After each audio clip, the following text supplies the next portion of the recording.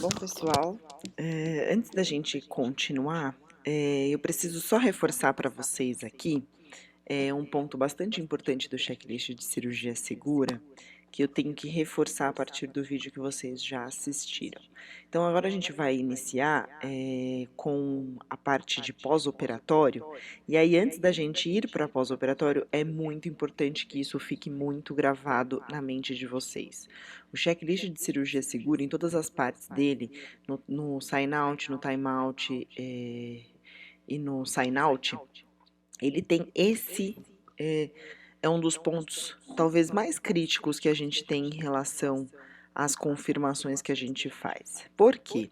É dever do profissional de enfermagem controlar a quantidade de instrumentais, agulhas, fios cirúrgicos, e eu coloquei aqui, complementei, compressas e gases, durante a cirurgia, pois só o controle desse profissional é que vai garantir que o médico não esqueça nada dentro do paciente. Vocês já devem ter ouvido por aí falando que pacientes passaram mal depois porque o médico esqueceu gase dentro do paciente ou esqueceu compressa dentro do paciente. Muitas vezes alguns pacientes, era mais comum antigamente, lógico, né? Até morriam de infecção por essa razão. Então, eu quis deixar bem detalhado aqui que esta dúvida do profissional não pode existir. O profissional, ele tem dever de controlar isso daí.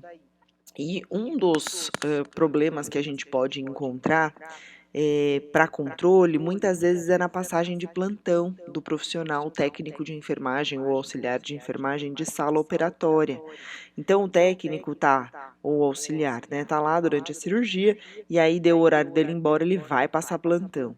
Esta contagem que está acontecendo durante a cirurgia, a contagem de gases, a contagem de compressas e agulhas principalmente, tem que ser passada. Então, por exemplo, eu vou passar plantão às 13 horas, a cirurgia ainda está acontecendo. Eu já abri em mesa operatória 4 pacotes de compressa. Cada pacote tem 5 compressas. Então, eu abri 20 compressas. É essa informação que eu tenho que passar para o técnico da tarde. É essa informação que eu tenho que garantir que esteja adequada, porque ele vai continuar o controle a partir do que eu indiquei para ele. Então, eu coloquei aqui bem em destaque que não pode haver dúvidas durante essa passagem de plantão de um auxiliar para o outro, né, de um período para o outro, porque vai depender disso para que o médico não esqueça nada, ou seja, nenhum objeto dentro do paciente. A responsabilidade, é lógico, sempre será compartilhada, mas nós temos aí um papel fundamental nesse controle. Bom, a cirurgia terminou, nós fizemos todas esses controles, nós contabilizamos, né, o número de cirurgia, o número de gases, o número de compressas, o número de agulhas, também no final o número de instrumentais, e a gente vai passar plantão desse paciente, né, para a próxima fase, que é a fase do cuidado pós-operatório. Então, só para falar de uma maneira geral, o pós-operatório ele vai ser dividido em pós-operatório imediato, em pós-operatório mediato e pós-operatório tardio, tá?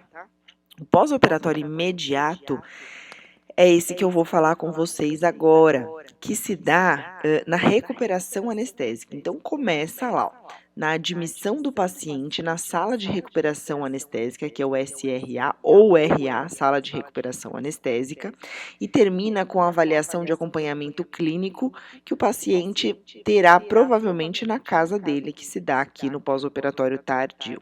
Então, no pós-operatório imediato, é aquele momento em que o paciente fica com a gente na sala de recuperação anestésica, e é isso que a gente vai ver hoje. Quando o paciente é transferido para a unidade, já inicia-se o pós-operatório mediato, ou seja, vai durar aí pelo menos 48 horas após a internação, né? Após a saída do paciente do centro cirúrgico e a ida do paciente para a unidade clínica ou unidade de terapia intensiva. E o tardio é quando o paciente recebe alta do hospital e vai para casa. Dependendo do tipo de cirurgia, normalmente o acompanhamento se dá por 1 ano, por 12 meses, desculpa, por 12 meses. E aí, depois de 12 meses, o paciente recebe a alta clínica, né? Se nenhum problema acontecer, ele recebe a alta clínica daquela cirurgia. Então, lembrem-se, para nós aqui, eu vou tratar com vocês o pós-operatório imediato. O pós-operatório imediato, quem vai dar é o professor que acompanhar vocês em clínica cirúrgica, ele que vai abordar aqui todo o pós-operatório imediato, ou seja, o pós-operatório do paciente depois da sala de recuperação anestésica. Então, nós vamos ver aqui o paciente na sala de recuperação anestésica, que é justamente aqui, ó. Sala de recuperação anestésica. Ou recuperação anestésica é definida como um setor do centro cirúrgico onde são dispensados cuidados intensivos logo após a anestesia e a cirurgia do paciente. Na sala, o tempo de permanência é de 1 a 6 horas e a assistência prestada pela equipe de enfermagem tem estas finalidades que eu já vou descrever aqui para vocês. Então, basicamente, a gente pode dizer que o pós-operatório imediato dura de 1 a 6 horas. Por quê? Depois desse período, tomará a decisão junto, né, do corpo clínico, normalmente médico anestesista e enfermagem, se o paciente fará a recuperação imediata dele na sala de UTI, né, então num leito de terapia intensiva, se ele vai poder ir para o quarto ou se, dependendo das condições clínicas que ele estiver apresentando, ele terá que fazer uma nova operação e aí é solicitada a avaliação clínica ou avaliação cirúrgica do médico cirurgião do paciente.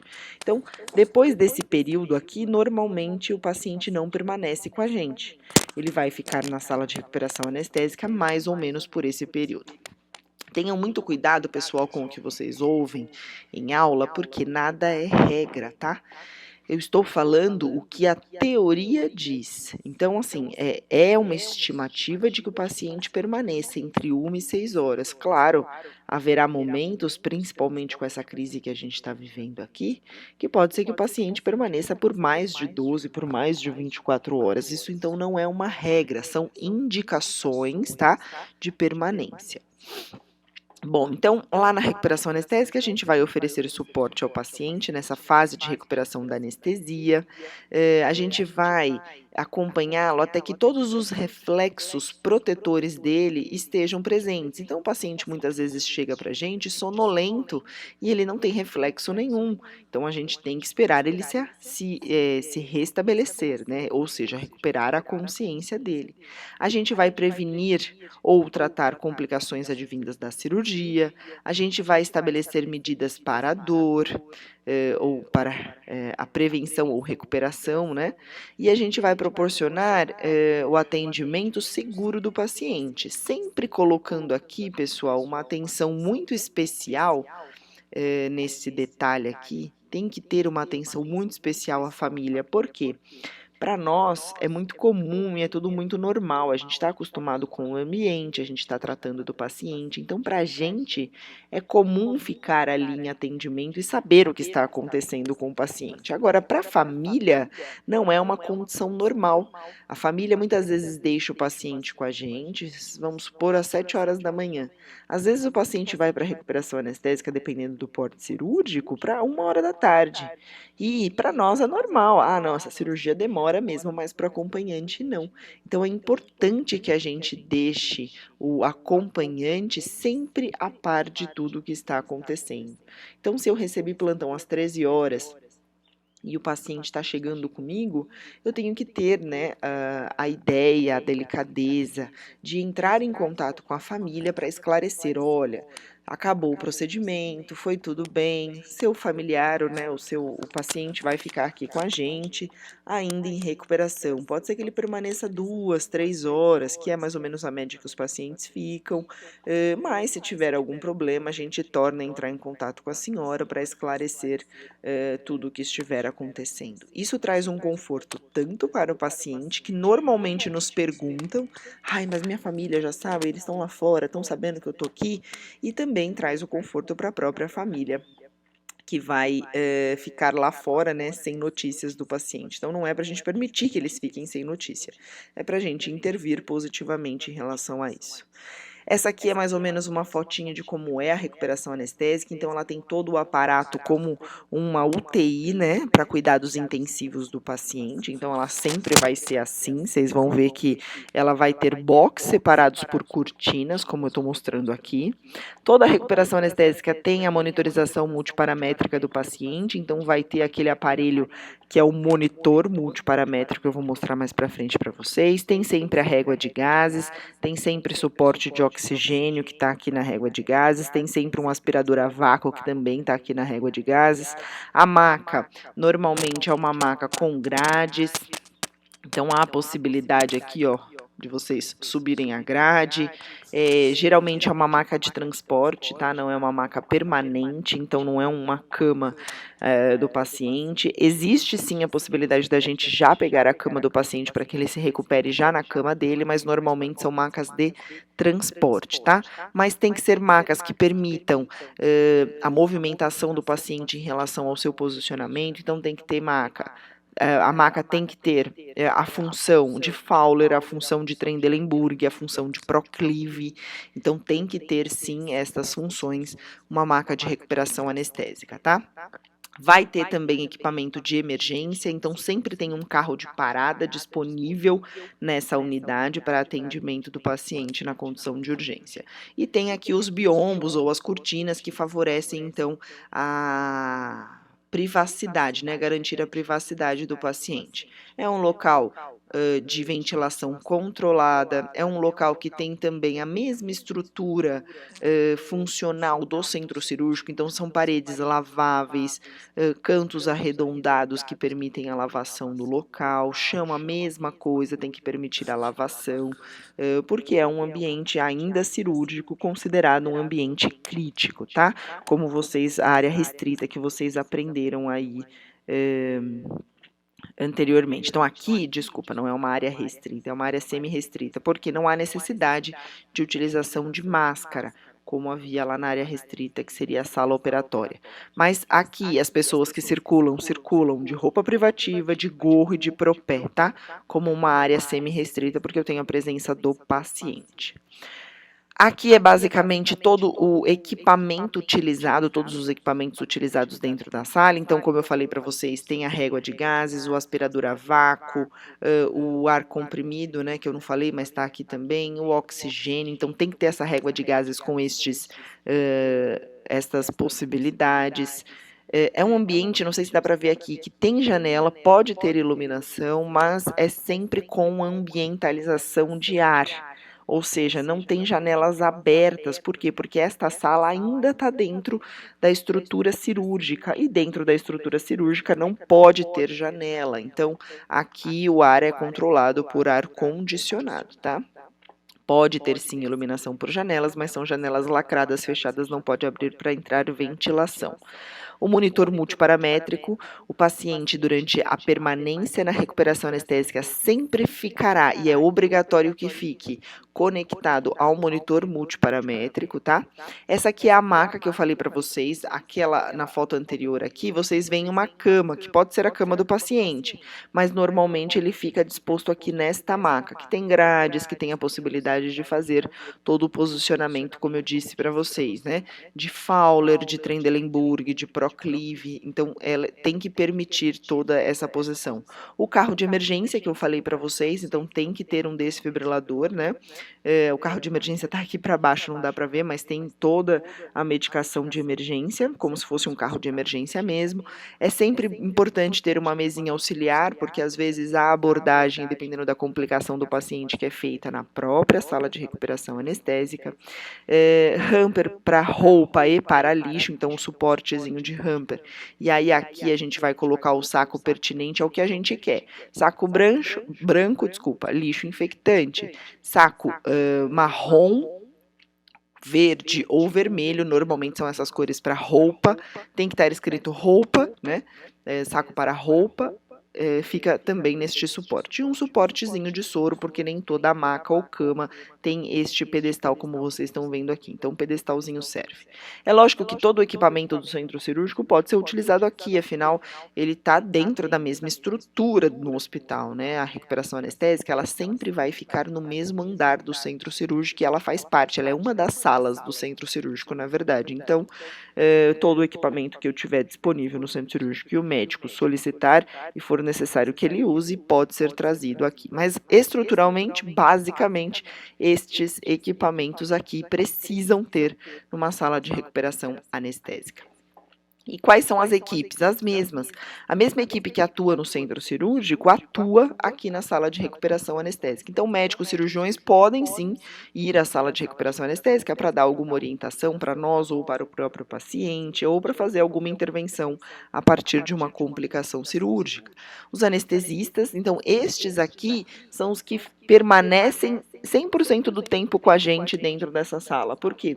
Uma vez que termina a cirurgia do paciente, quem é responsável pela alta do centro cirúrgico, ou seja, pela alta anestésica, é o médico anestesista. Então, quem faz a documentação de alta do centro cirúrgico para a unidade clínica ou para a UTI é o médico anestesista. Então, quem é responsável pela documentação é ele. Então, ele fica 100% médico anestesista, 100% do tempo conosco lá. Os auxiliares de limpeza que circulam pelo centro cirúrgico também fazem a limpeza da recuperação anestésica, e os auxiliares administrativos normalmente também circulam por todo o perímetro ali de centro cirúrgico e recuperação anestésica. Nós da enfermagem somos os mesmos também, os enfermeiros, os técnicos e auxiliares. Lembrando que, para cuidados intensivos, já não há mais a indicação de auxiliares de enfermagem pelo Corém. Então, como eu tinha dito para vocês, os auxiliares, eles normalmente são responsáveis pela transição, né, pelo transporte do paciente. E aí deram até a nomenclatura de maqueiros, né?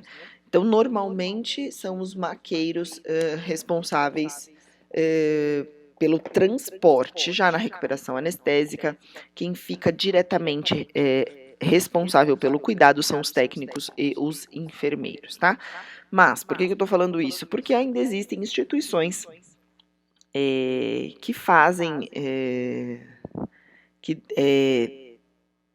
como que eu vou colocar, né? Não que obriguem, mas que ainda tem auxiliares como responsáveis pelo cuidado. Vejam, se vocês se depararem com uma instituição que te contratar, né, você sendo auxiliar de enfermagem, e ele vai contratar você para o cuidado de um paciente diretamente, a responsabilidade que eu quero colocar é que a responsabilidade será compartilhada, ou seja, o Corém não indica. Se o Corém não indica, está na legislação que auxiliar não pode participar diretamente de cuidados mais específicos, né, mais intensivos ao paciente. Então, se a instituição te contratar para você ficar dentro da sala da recuperação anestésica, que são cuidados intensivos, e você aceitar, quem está errado são as duas partes, porque você sabe que a legislação não permite. Então, não é culpa só da instituição, é isso que eu quero colocar. Você está compartilhando a responsabilidade de atender a uma condição que não é indicado para que você atenda. Bom, como que inicia, então, o atendimento ao paciente na sala de recuperação anestésica? Primeira coisa, o técnico da sala operatória, ele fará a passagem de plantão. E a passagem de plantão, ela vai se dar em duas condições, em dois momentos. É feita uma passagem de plantão via telefone, então lá da sala operatória, o técnico de enfermagem liga para quem está na recuperação anestésica e passa plantão e solicita uma vaga. Por quê? Pode ser que não tenha leito disponível, né? Então, ninguém nunca vai chegar na recuperação anestésica para ver se tem leito disponível. Então, é necessário solicitar essa vaga antes, e quem faz isso é o técnico de enfermagem mesmo, auxiliar técnico de enfermagem, tá? E aí, quando ele chega, é feita a passagem de plantão pessoalmente beira-leito. O que eu quis dizer com este beira-leito? Cuidado, porque às vezes a gente acha que está tão acometido de trabalho que não dá a importância de ver o paciente no momento que ele chega. O paciente cirúrgico precisa ser visto no momento que ele chega, e não assim, ó, como essas duas pessoas estão representando aqui. O correto é o colega conversar com o colega olhando o paciente. Por quê? É nesse momento, vocês devem ter aprendido já em anotação de enfermagem, que nós vamos passar todas as informações relevantes relacionadas ao paciente. Então, eu não preciso só passar a informação, eu preciso ver. Então, quando eu falo de um acesso venoso, rapidamente quem está falando sobre o acesso venoso dá a oportunidade para quem está recebendo de ver este acesso venoso, porque no transporte o paciente pode ter se mexido e esse acesso pode ter sido perdido, ou pode estar infiltrando, ou pode ter saído, sacado mesmo, acidentalmente, ou um curativo que estava limpo na sala operatória, no caminho pode começar a sangrar, e aí você não sabe se ele começou a sangrar no transporte ou não. Então, a passagem de plantão pessoalmente beira-leito tem que acontecer assim, ó, olhando o paciente. Tudo o que o técnico da sala operatória te falar, você tem que ver. Então, fala que o paciente está acordado, você está vendo. Fala que o acesso está no membro superior esquerdo, você está vendo quais são as condições do acesso. Fala que o curativo está limpo e seco, você descobre o paciente e olha para ver se o curativo está limpo e seco. Fala que a sonda está fixada na coxa esquerda, você descobre o paciente e olha para ver se a sonda está fixada. Então, tudo que for dito tem que ser visto, tá? Bom, e aí a gente inicia, então, a assistência do paciente no pós-operatório. O que a gente anota? Primeiro, existe um impresso específico da SAI, que não é a SAI, chama-se SAEP. Anotem aí, SAPE. Ao invés de só SAI, tem o P no final. Por quê? É sistematização da assistência de enfermagem perioperatória. Então, a documentação é específica para o centro cirúrgico inteiro, tá? É SAEP. Eu não vou passar aqui para vocês, porque de instituição para instituição muda o layout das folhas, né? Muda a forma da folha. Então, eu vou deixar para que vocês olhem lá direto no estágio de vocês, tá? Mas é importante que vocês saibam que existe uma documentação específica para o centro cirúrgico, que se chama SAEP. Bom, o que a gente anota? As condições clínicas do paciente, como nível de consciência, os sinais vitais, padrão respiratório, a integridade da pele, presença de sangramentos, entre outros. O local do curativo, o local do dreno, a posição que o paciente tem que permanecer, se é DDH, se é Fowler, condições gerais dos dispositivos, ó, quais dispositivos ele usa, o posicionamento que eu acabei de falar, o tipo de curativo e as orientações passadas pelo médico. Aqui eu deixei mais ou menos um exemplo de como a gente recebe o paciente, tá? Então, olha lá, retornou do centro cirúrgico em pós-operatório imediato, que é o que a gente está falando, e coloca o nome da cirurgia, ó, artrodese de coluna lombar em maca, sonolento, afebril, eupneico, mantendo venóclise em membro superior esquerdo, com o ringer lactato em bomba de infusão, e aí colocaram aqui o ml da infusão, curativo oclusivo em região lombar limpo e seco externamente, orientado o paciente e esposa sobre manter decúbito dorsal horizontal até liberação médica e solicitado a enfermagem sempre que necessário. Veja, aqui foi colocado um exemplo bem simples, mas vocês conseguem perceber que tem a orientação para o paciente, tem a orientação para a esposa. Então, foi dito e foi anotado que todo mundo está ciente do que está acontecendo com o paciente nesse pós-operatório. Bom, quais os sinais vitais que a gente vê, então, do paciente? Todos, tá? Todos os sinais vitais, porque todos eles vão evidenciar alterações na função corporal do paciente. Então, eu vou colocar sempre, né, ele estará lá no monitor multiparamétrico, a verificação da temperatura, a verificação da frequência cardíaca, a pressão arterial não invasiva, frequência respiratória e a gente sempre verifica a dor do paciente. Podem existir outros monitores na recuperação anestésica? Sim. Por quê? Porque também, como eu tinha dito, os equipamentos utilizados no centro cirúrgico podem vir para recuperação anestésica. Então, tem alguns outros equipamentos que são mais específicos, como pressão arterial invasiva, pressão venosa central, que é a PVC, monitorização de BIS, que é um monitor de nível de consciência, monitorização de PIC, que é pressão intracraniana. Todos esses monitores, todas essas monitorizações também podem ser verificadas lá na recuperação anestésica. Por que eu não vou passar especificamente elas aqui para vocês? Porque não é comum a utilização, não são todos os hospitais que têm estes equipamentos, e aí, se vocês tiverem em contato um dia com esses equipamentos, vocês vão ver que não tem nada, nenhum bicho de 7 cabeças, é super fácil aprender a monitorar esse tipo de parâmetro. Então, aqui a gente vai ver os parâmetros básicos de monitorização, tá? Bom, como que é feito o controle dos sinais vitais lá na unidade, então, de recuperação anestésica? Existe um horário impresso, uma tabelinha impressa já própria para colocar os parâmetros de sinais vitais. E aí eu vou falar uma coisa aqui que eu não coloquei nos slides, mas que vocês vão anotar aí. Provavelmente lá na apostila tenha, mas se não tiver na apostila, vocês anotem aí. O seguinte, os sinais vitais em recuperação anestésica são verificados durante a primeira hora, vou repetir, os sinais vitais na recuperação anestésica são verificados durante a primeira hora de permanência do paciente, a cada 15 minutos. Então, vou dar um exemplo. Esquece o que vocês estão vendo aqui, ó. O paciente foi recebido às 8 horas, a próxima verificação é 8h15, a próxima 8h30, a próxima 8h45, a próxima 9 horas. Então, durante a primeira hora, será verificado a cada 15 minutos, certo? Após a primeira hora, os sinais vitais serão verificados a cada 30.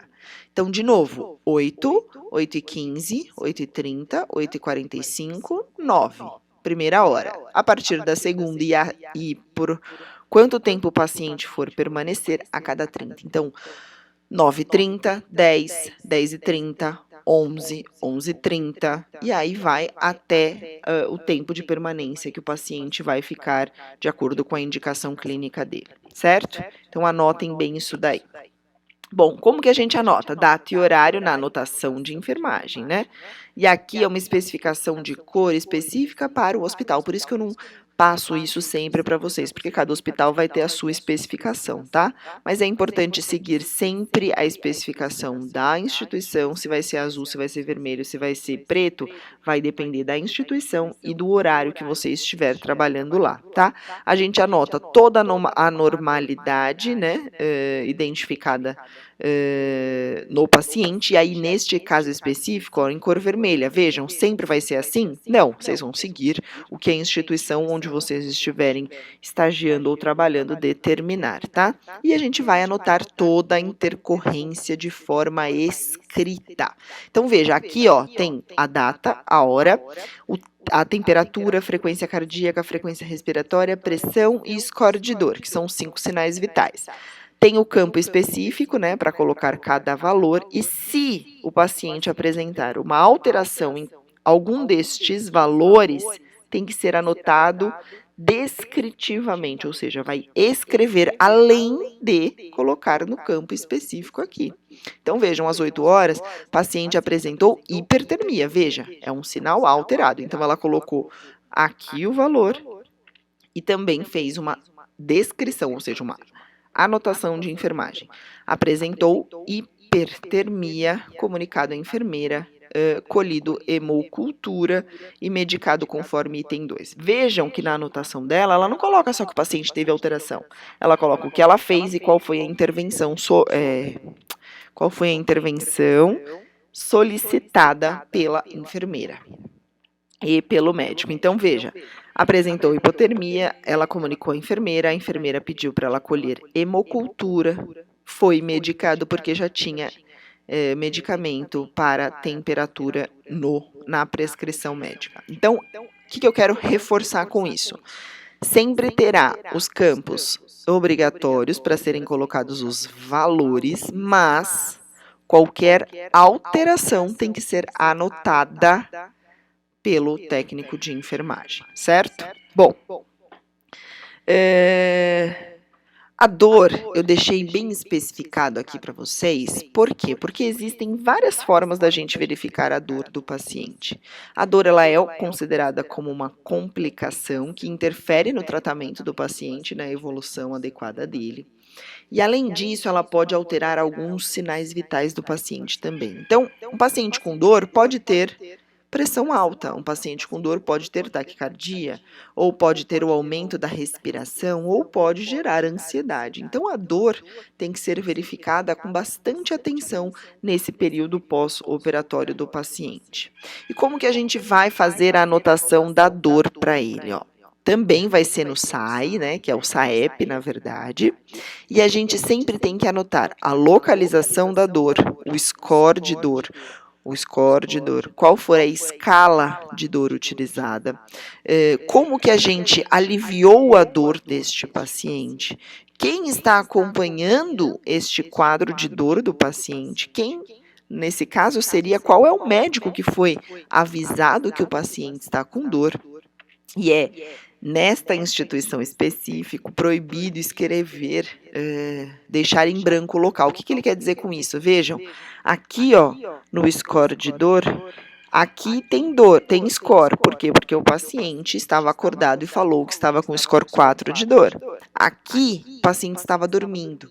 Então, não é que não foi verificada a dor, é que neste momento o paciente estava dormindo. Então, é importante escrever isso, porque para quem vai ler de fora, pode dar a impressão de que você não verificou a dor. E na realidade foi verificada, sim, os sinais vitais naquele momento, porém, não se acordou o paciente. O paciente estava dormindo, né?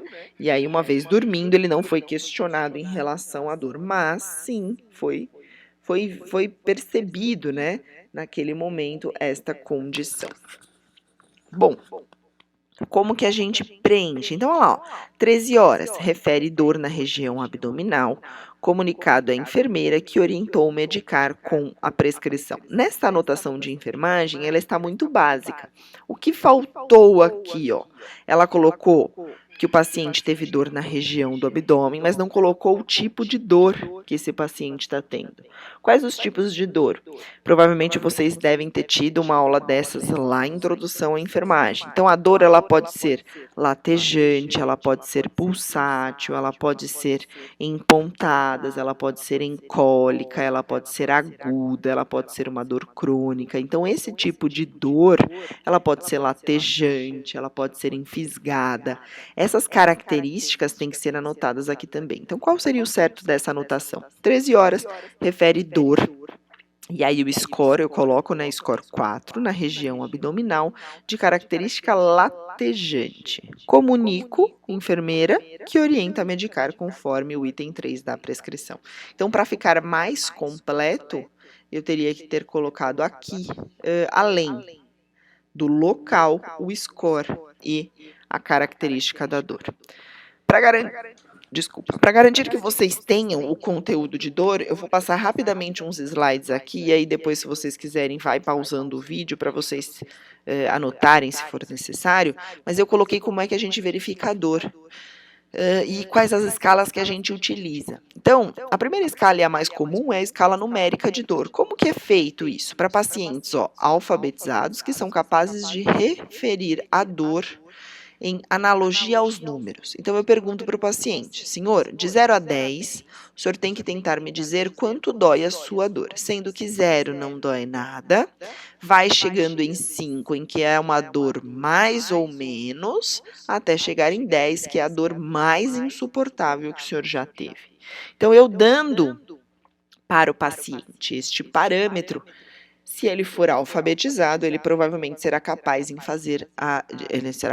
fazer a analogia do que ele está sentindo em números, tá? E aí a gente vai anotar o score que o paciente falou. Outra forma de avaliar a dor é através de descritivos verbais. Então, o paciente não conseguiu fazer essa analogia em números. Eu posso perguntar para ele, senhor, o senhor está com uma dor está sem dor, com dor leve, dor moderada, dor intensa ou dor insuportável. Então, a gente dá esta opção para que ele consiga fazer a analogia da dor dele. E aí, a partir disso, a gente pode transformar em números, tá? Então, aqui 0, aqui até 2, aqui até 4, aqui. Ai, desculpa. Aqui até 0, 2, 4, 8 e de 8 a 10, certo? Existe também dados comportamentais. Se o paciente não consegue falar, então são utilizados para pacientes incapazes de referir a dor. O profissional pode avaliar alguns itens para atribuir valor à dor do paciente. Então, aqui normalmente é utilizado para aqueles pacientes mais catatônicos, aquele vozinho que não consegue se comunicar, abre os olhos, mas ele não tem responsividade verbal. Pode ser utilizado aqui. Como que a gente vai verificar a escala de comportamento? Através da expressão facial do paciente, através da movimentação dos seus membros superiores e a adaptação, se ele estiver entubado, à sua ventilação mecânica. Então, aqui é possível ver se o paciente está com dor ou não. Se ele não tem ventilação mecânica, a gente não avalia estes parâmetros, tá? A gente vai avaliar somente membros superiores e expressão facial. Eu coloquei uma foto aqui para representar, vejam, uma face de dor é possível ver que tem dor. A paciente não está com as faces relaxadas, ela colocou os membros superiores indicando o local onde ela está com dor. Então, é mais ou menos assim que a gente utiliza esta escala para avaliar a dor. Só vou fazer uma breve pausa aqui para esclarecer uma coisa para vocês, pessoal. Não é o auxiliar nem o técnico de enfermagem que vai decidir qual escala de dor utilizar. Quem faz a decisão da utilização da escala é o enfermeiro. Então, esse paciente na recuperação anestésica, ele vai ser avaliado pelo enfermeiro e é o enfermeiro que vai dizer para você, olha, vamos avaliar esse paciente em relação à sua dor pela escala X. Então, não são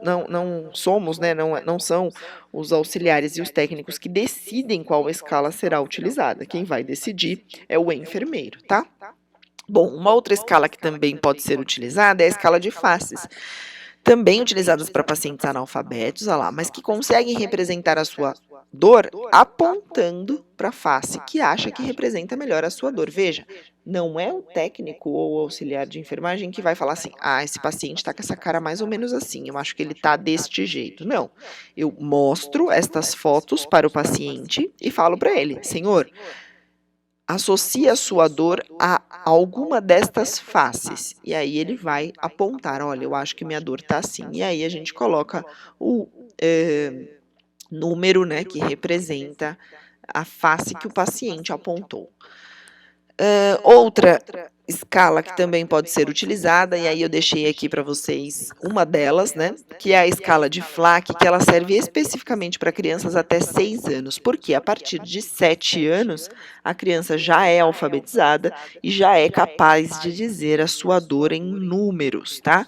Então, para crianças, especificamente, é utilizada a escala de Flack, e a escala de Flack funciona mais ou menos como a escala de dados comportamentais.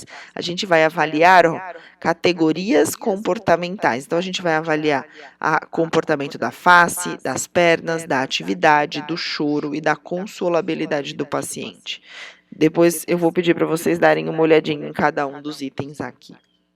Bom, de uma maneira geral, então, na recuperação anestésica, quais são os principais cuidados que a gente tem com o paciente? Primeiro deles, a gente vai conferir a identificação, vai fazer o exame físico, e é neste momento que eu citei a passagem de plantão beira-leito, então é aqui que a gente tem a oportunidade de olhar como a gente recebe o paciente, a gente vai monitorar os seus sinais vitais, a gente vai ver as vias aéreas, a gente instala oxigênio se for necessário, a gente vai promover conforto e aquecimento, a gente vai verificar as condições do curativo e fixação das sondas e drenos, então é tudo isso na passagem de plantão. A gente anota os débitos dos drenos e das sondas, a gente faz balanço hídrico, hídrico, a gente observa náuseas e vômitos do paciente, a gente administra medicamento conforme prescrição, mantém infusões venosas e atenta, né, para ver se está tudo ok com os acessos, a gente observa as queixas do paciente relacionadas à retenção urinária, a gente minimiza fatores de estresse. Então, se o paciente quer se comunicar com a família, a gente tenta fazer isso para que isso minimize o seu estresse. A gente orienta o paciente sobre o término da cirurgia, comunica o anestesista algumas intercorrências que o paciente pode ter e a gente usa escalas específicas para avaliação da evolução desse paciente para ver se ele tem condições para alta ou não. E a gente sempre lembra que a alta é dada pelo anestesista. E aí a gente faz a passagem de plantão de alta desse paciente para a unidade. Cada um destes itens a gente vai ver um pouquinho mais específicos relacionando estes itens, pessoal, com as complicações, as possíveis complicações que o paciente pode ter, tá? A gente vai começar então aqui. Bom, a gente vai começar então, pessoal, pela escala de Aldrich. Essa escala é uma escala específica do centro cirúrgico e ela serve justamente para fazer a avaliação de evolução do paciente para alta. Então, ela vai avaliar a atividade muscular, a respiração, circulação, consciência e saturação de oxigênio. De acordo com a pontuação do paciente aqui, é que a gente consegue ter os parâmetros para alta dele da recuperação anestésica. Então, essa é uma escala que a enfermagem segue e normalmente a partir de 8 pontos, o paciente recebendo 8 pontos para mais, então acima de 8 pontos, ele consegue valores cabíveis para alta. Lembrando que isso será ainda avaliado pelo médico também e a partir da avaliação do anestesista é que o paciente vai conseguir a alta ou não, tá? Bom, então a avaliação do paciente para alta ela é feita pela enfermagem, então normalmente é o enfermeiro que faz essa avaliação e o médico anestesista é que faz toda a documentação descrevendo as condições clínicas do paciente na alta da recuperação anestésica, tá? Bom, deixei aqui também para vocês como é feita a anotação, só para vocês terem, de administração de medicamentos, tá? Na recuperação anestésica. É igual vocês tiveram, né, nas anotações de enfermagem, então não muda. O que muda é que a gente tem um impresso específico que é o SAEP, e caso a gente não faça alguma medicação que esteja de horário, ela tem que ser bolada e justificada, então não foi administrado por recusa do paciente ou qualquer outra justificativa. A checagem também vai ser assim, a gente tica e anota o nosso nome, e caso tem alguma intercorrência também tem que ser anotado, tá? Eu vou deixar aqui para vocês agora as principais complicações e as intervenções de enfermagem que podem acontecer na recuperação anestésica. Então, muitas vezes a gente recebe o paciente com hipotermia e tremor. Provavelmente são condições de complicações mesmo, né, que tenha lá por conta do processo cirúrgico. E o que a gente faz na recuperação anestésica? A gente instala dispositivos adequados de aquecimento, então essa daqui é uma manta térmica, que é um aparelho que serve justamente para aquecer o paciente. A gente vai monitorar a cor e temperatura da pele do paciente, então ver se ele está com uma perfusão adequada. A gente vai monitorar o aparecimento de tremor e confusão mental devido à hipotermia, e a gente pode também monitorar as condições respiratórias e cardíacas, principalmente bradicardia, porque um paciente com hipotermia normalmente está com os reflexos baixos e aí por isso provavelmente ele terá também uma diminuição dos seus sinais vitais, tendo aí uma bradicardia. Então, tudo isso tem que ser monitorado. Se o paciente tem hipoxemia, apneia, obstrução ou depressão respiratória, a gente tem aqui o monitor multiparamétrico como um recurso para avaliação.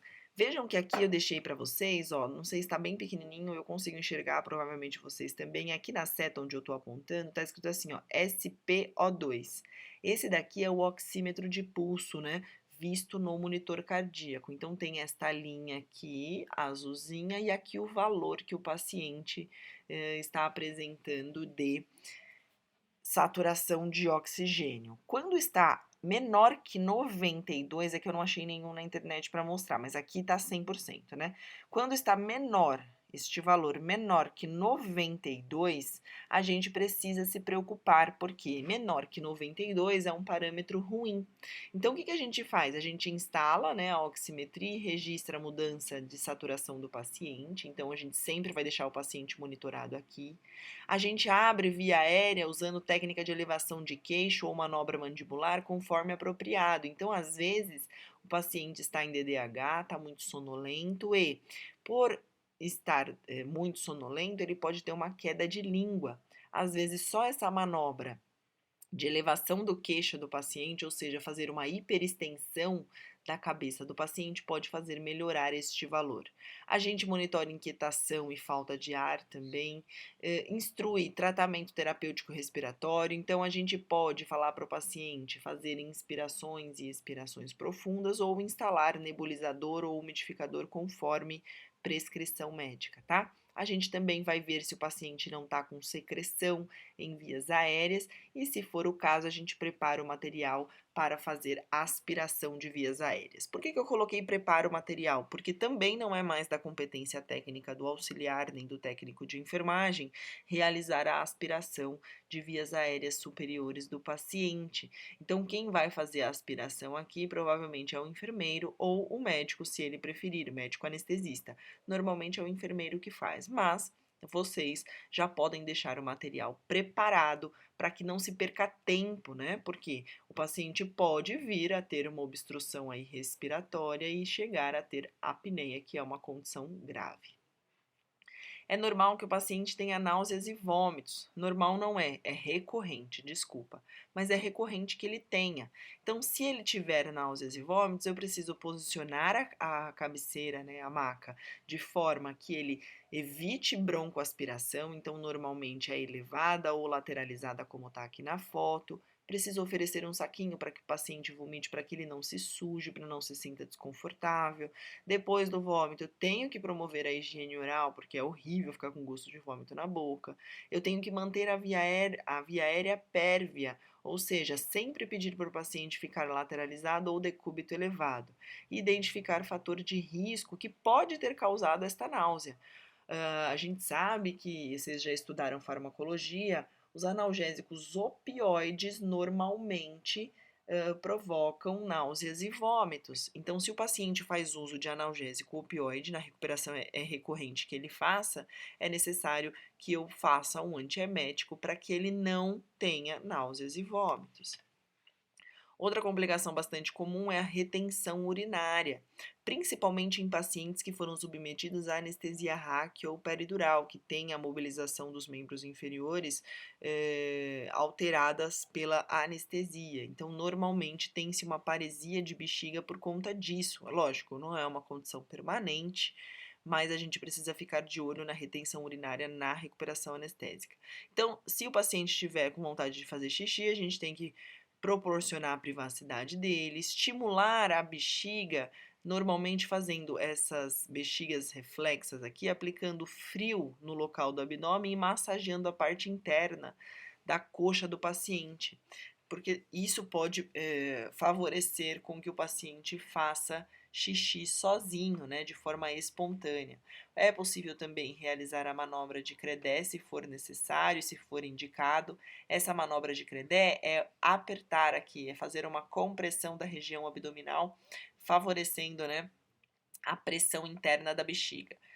Não façam se vocês não tiverem segurança, por quê? Porque vocês podem provocar uma complicação pior, principalmente em pacientes que operaram a bexiga ou operaram o abdômen. A gente pode pressionar a ponto de estourar um ponto interno, por exemplo. Então, não é indicado se não se sabe fazer, tá?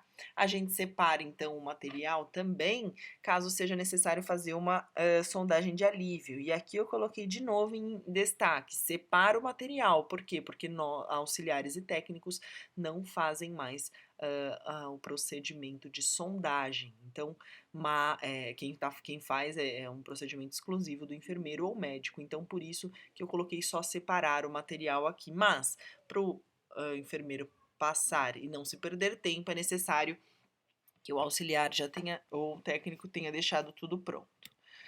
Outra alteração que pode ter é do ritmo cardíaco, então não é incomum o paciente ter taquicardia principalmente ou bradicardia, mas a gente vai ver especificamente aí da bradicardia. Então, se ele tiver taquicardia, a gente vai ter lá os valores no monitor multiparamétrico e aí a gente precisa também monitorar a pressão sanguínea, as condições de respiração, monitorar o abdômen por indicação de perfusão diminuída. Então, se foi uma cirurgia de abdômen, é importante ficar de olho se não está tendo distensão abdominal, por exemplo. A gente providencia terapia antiarrítmica, então vê lá na prescrição do anestesista, prescrição médica, se tem algum medicamento para ser feito em relação à taquicardia. A gente questiona o paciente, porque às vezes pode ser reflexo de dor, então questiona o paciente em relação à sua dor, e a gente também realiza a coleta de exames solicitados pelo médico para alguma para descartar, na verdade, né, algum problema cardíaco aí relacionado às enzimas cardíacas. Se o paciente está hipertenso, a gente também vai monitorar no monitor multiparamétrico, a gente sempre vai controlar e questionar a dor, porque também pode ser um reflexo da dor, a hipertensão arterial, e a gente administra o que o médico prescrever, que pode ser diurético, pode ser um antihipertensivo também, ou alguns. A gente também faz coleta de exames, ou o médico passa para o médico fazer a avaliação destes exames aqui de retenção de líquidos, tá? Então, a enfermagem sempre está aí auxiliando a equipe médica na análise destes resultados de exame. Se o paciente tem hipotensão, vejam, tá aqui, ó, neste monitor multiparamétrico, a hipotensão está referida aqui, ó, 49/35. Lógico que é o médico que vai fazer intervenção medicamentosa, mas a enfermagem já pode posicionar o paciente em Trendelenburg, porque facilita o retorno venoso, aumentando o débito cardíaco e aí possivelmente auxilia na melhora da pressão arterial do paciente.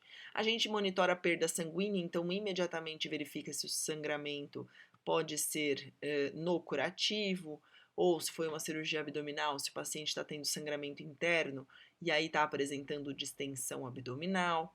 E a gente faz reposição volêmica também do paciente. O que é reposição volêmica? Garante que o paciente tenha um acesso venoso adequado para receber soro rapidamente, porque se ele está hipotenso, ele está precisando de volume de sangue, né? Então a gente também providencia uma veia adequada, né, para fazer a reposição volêmica e administra medicação conforme o médico prescrever. E aí, paciente tendo estas alterações, possivelmente é porque ele está com um sangramento advindo do local onde ele operou. Então a gente vai monitorar os sinais de sangramento, verificar se for abdominal, se não está tendo distensão, se é no curativo, se o curativo está com sangramento. A gente vai fazer curativos compressivos, né, para diminuir este sangramento. A gente aplica então um curativo compressivo.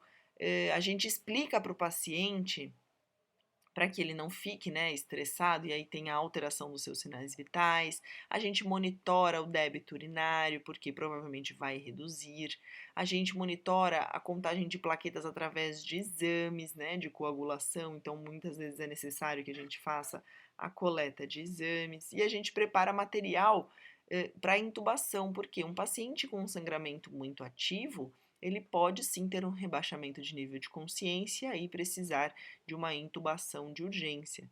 A gente providencia já junto ao banco de sangue reposição sanguínea e faz reserva de sala cirúrgica, porque se o paciente está sangrando e esse sangramento não para, possivelmente o médico cirurgião vai ser avisado pela equipe, pelo enfermeiro e vai ter que reabordar esta cirurgia. Só que a gente tem já que deixar tudo no esquema para quando o médico chegar, ele tenha a oportunidade de fazer isso com a maior agilidade possível, minimizando o risco para o paciente, tá? A dor também, como eu disse para vocês, ela é considerada como uma complicação, e eu trouxe especificamente esse slide para mostrar para vocês que não é só medicamento que trata a dor do paciente. A gente pode fazer a aplicação de calor e de frio, ou seja, as compressas quentes e compressas frias. A gente pode realizar massagem de conforto, fazer a aplicação do toque terapêutico, que é simplesmente segurar muitas vezes na mão do paciente, conversar com ele. A gente pode colocar uma música para relaxar, pode diminuir a luz do ambiente também para relaxar, realizar posições, né, posicionamento de conforto, controlar náuseas, que às vezes é isso que está provocando a dor, além de fazer a assistência analgésica através de controle de medicamento do paciente, tá? Outra complicação que a gente pode ter na recuperação anestésica são lesões de posicionamentos, justamente pelo posicionamento cirúrgico. Então, a gente tem que posicionar o corpo do paciente considerando o alinhamento dele, verificar a integridade inteira da pele do paciente, porque ele pode ter passado muito tempo em cirurgia e aí ter lesão de pele. E a gente também pode fazer a aplicação de cremes e realizar curativos se necessário. Deixei essa foto aqui só para a gente reforçar que toda a movimentação do paciente cirúrgico tem que ser feita em bloco, como vocês estão vendo aqui. Então a gente não empurra o paciente a fim de evitar cisalhamento de pele. Então a gente sempre movimenta esse paciente em bloco. A partir daqui a gente vai ver cuidados específicos em relação a curativos e drenos, tá, pessoal? Eu já vou passar para vocês. Bom, o primeiro cuidado que a gente vai ver específico, e aí eu preciso só colocar alguns pontos bem direcionados para vocês, é em relação ao curativo. Então, é dever do profissional de enfermagem, do auxiliar, observar curativos, drenos e irrigação vesical do paciente. Em relação ao curativo, a gente nunca vai tirar, gente, eu deixei isso aqui bem especificado para vocês terem em mente que não é a enfermagem que faz a troca do primeiro curativo do paciente. É dever do médico fazer a troca do primeiro curativo. Então, se estiver sangrando, o que a gente vai fazer é um segundo curativo compressivo, que a gente chama de curativo secundário, a fim de estancar o sangramento e evitar maior sujidade na região. Mas se a gente, por exemplo, liga para o médico, o cirurgião, e fala: ó, doutor, o curativo do seu paciente está sangrando, e ele fala: ah, pode trocar, a gente explica para ele por telefone que não será trocado. Doutor, para trocar o curativo eu preciso da presença do senhor, então nesse momento o que eu vou fazer é a compressão com o curativo secundário. Quem faz a ligação para o médico normalmente, pessoal, é a enfermeira, tá? Não é dever do auxiliar e do técnico, é dever do enfermeiro. Mas o auxiliar e o técnico pode sim realizar o curativo secundário, compressivo ou não, tá? Bom, então a gente vai também anotar tudo do curativo, o aspecto, a característica da sujidade e o local. Então eu deixei aqui um lembrete para vocês só para lembrar o que que anota. O aspecto, ele vai estar limpo ou seco ou com sujidade. O tipo de sujidade pode ser sanguinolenta, purulenta ou serosa, e o local da região do corpo. Normalmente na recuperação anestésica estará só sanguinolento, a não ser que já seja uma ferida antiga, ela pode ter purulenta ou serosa. Em relação aos drenos, olha lá, o profissional de enfermagem nunca saca o dreno, tá? Essa função é estritamente direcionada à equipe médica. Então, é a equipe médica que vai retirar o dreno do paciente. O que a gente vai fazer lá na sala de recuperação anestésica? Se de repente esse dreno sacou sozinho ou por uma movimentação inadequada do paciente, a gente vai fazer um curativo compressivo na região e vai acionar a equipe para fazer a abordagem desta complicação, tá? Bom, o que a gente vai observar então? Ó? Observar e anotar a quantidade característica do dreno, manter o reservatório sempre em local visível para evitar que a gente tenha saque, né, esse dreno acidentalmente. A gente orienta o paciente quanto à importância do cuidado com o dreno, faz o esvaziamento do dreno quando tiver com 1/3 do total ainda vazio. Então a gente não espera encher completamente o reservatório, a gente drena, né, a gente tira o conteúdo antes e realiza os cuidados específicos para cada tipo de dreno. Por exemplo, aqui, ó, nós temos dreno de tórax, que precisa sempre do selo d'água, vocês já devem ter visto isso lá em clínica cirúrgica. O dreno de Portovac, que a gente elimina aqui completamente o conteúdo e limpa, né? Faz uma limpeza com soro fisiológico internamente antes de continuar drenando. E o dreno pera também. Funciona mais ou menos como este daqui. Detalhe importante de dreno, que vocês precisam sempre saber. Estes dois drenos, o dreno Portovac e o dreno pera, são drenos de sucção por pressão negativa, ou seja, precisam estar acionados para drenar. Acionado significa que aqui a gente vai apertar essa bolinha e o dreno aqui a gente vai sempre manter ele pressionadinho para ele drenar. Já esse daqui, que é o dreno de tórax, ele funciona por gravidade, é um dreno gravitacional. Então, se ele não estiver abaixo da linha do local de inserção, ou seja, aqui ele está para baixo. Se ele estiver, ele só vai drenar, aliás, quando ele estiver aqui abaixo da linha de inserção, tá? Porque ele funciona por gravidade. E aqui a irrigação vesical. A irrigação vesical, gente, ela serve para fazer o que o nome diz mesmo, irrigar o local. E no caso de cirurgia, é a fim de evitar sangramentos, principalmente em cirurgias na bexiga e cirurgias na próstata. Então, na mulher, normalmente, ela é utilizada para cirurgias que aconteceram na bexiga. Então, o sorinho vai irrigar a região e provavelmente vai ajudar ali a evitar sangramento na bexiga. No homem, se a cirurgia for na bexiga, é do mesmo jeito. E se for também uma cirurgia na próstata, pode acontecer da mesma forma, porque o acesso à próstata do homem é pela uretra normalmente. Então, o médico também coloca a irrigação vesical. Então, a irrigação vesical, ela serve justamente para irrigar a bexiga, a fim de evitar sangramentos devidos a uma cirurgia do paciente. Então, o profissional de enfermagem, ele deverá controlar o volume da solução infundida e o volume drenado. O ato será muito importante para a equipe médica saber se está sangrando ou não. Então, se aquele volume é de sangramento ou não é de sangramento. Coloquei um exemplo de uma irrigação vesical aqui para vocês, para ver mais ou menos, para vocês relembrarem como é.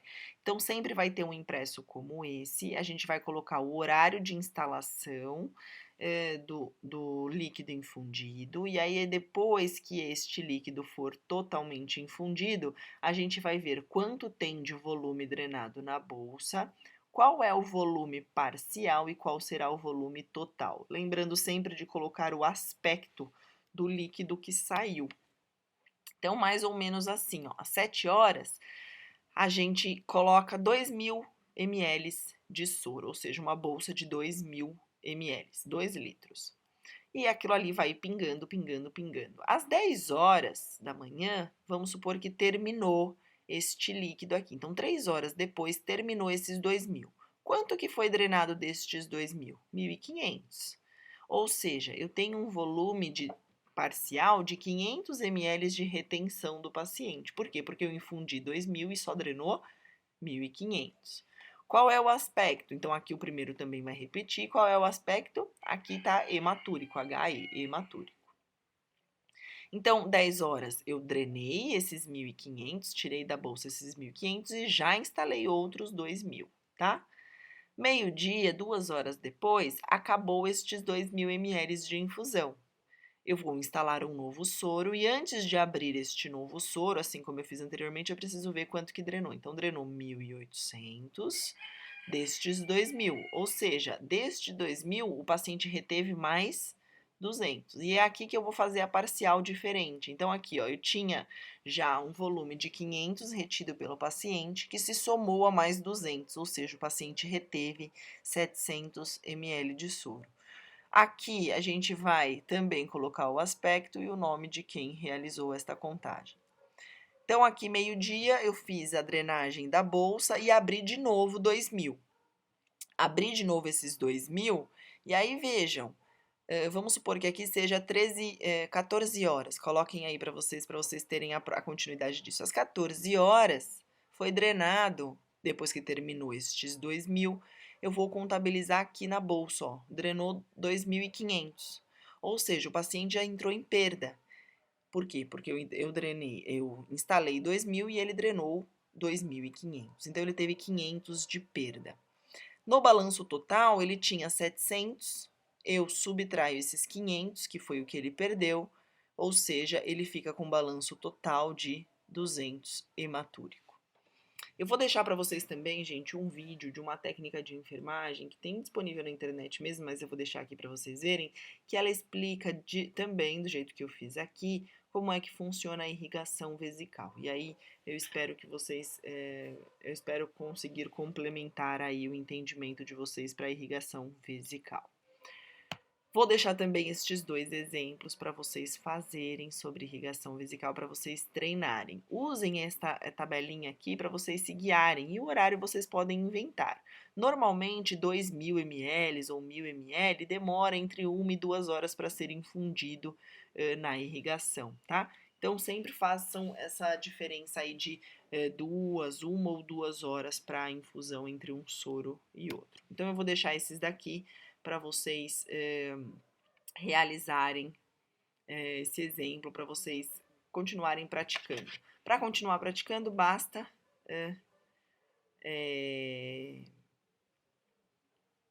vocês irem trocando aqui os valores, né, de infusão e os valores de drenagem do paciente.